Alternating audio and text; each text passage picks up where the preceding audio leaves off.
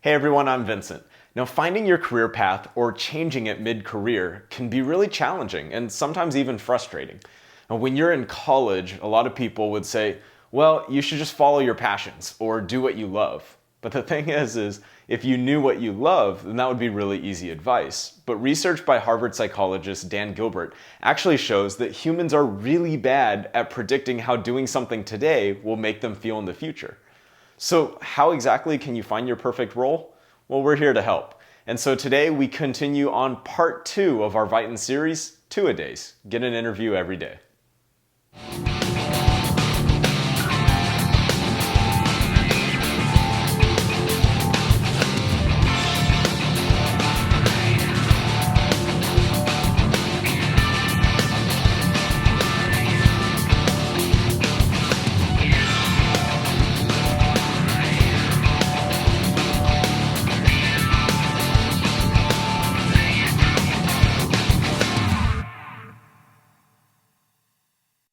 Now, if humans are really bad at predicting how our choices today are going to make us happy in the future, how exactly do you know whether you'd be happy working as a banker, or a doctor, or a teacher, or a lawyer?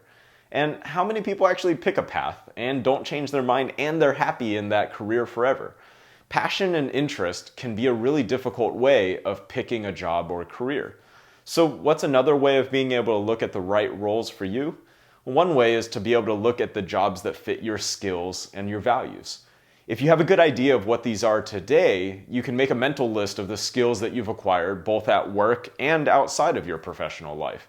Then, think about the skills that you would actually enjoy using every single day at your work. Do you consider yourself to be a more creative person or an analytical person? This might influence it. And if there's an industry that you already have an experience in, this also could be a good place to start. Now, job boards like Monster.com and CareerBuilder can give you a sense of the types of positions that are available out there, but this should only make up a portion of your job search. You want to also make sure that you take advantage of company websites, resources like LinkedIn, and also tap your personal network to be able to find all of the roles that you could be interested in. There's other factors to consider in addition to pay. Now, we all have bills to pay, but it's also important to take a look at the total compensation package, including any medical and dental coverage, 401k match, tuition reimbursements, bonus plans, or stock options. Location can also impact satisfaction in your next job. There's a lot of appeal in urban meccas like Los Angeles, San Francisco, Chicago, and New York, but the lower cost of living in other cities could make your dollar last longer. Your commute is also important to consider. And according to the Census Bureau, the average person spends 25 minutes to get to work. You want to consider what your daily commute is like because this can quickly add up to another 4 hours a week just getting to and from work. You'll also want to understand if there's opportunities for advancement. What does the typical career path look like for this type of role? Now, this is a really great question to be able to ask the interviewer or the recruiter at the organization that you're talking to. Also, don't underestimate your work environment. You're going to be there for a large part of your life. So if the office dress code fit for how you'd like to dress at work, are you going to be in a cubicle or an office? Is the culture fast-paced or is it more described as a laid-back environment? And how family-friendly is the company? These are all factors that you are going to want to consider. Now, if you didn't like your last role, try to understand the components that you didn't like. Was it the company that you worked for? Was it the size of the company? Was the company a good fit for your values? Or was it the industry that you were working in that you didn't like? These are all things to reflect upon on traits as you start taking a look at new roles and new organizations.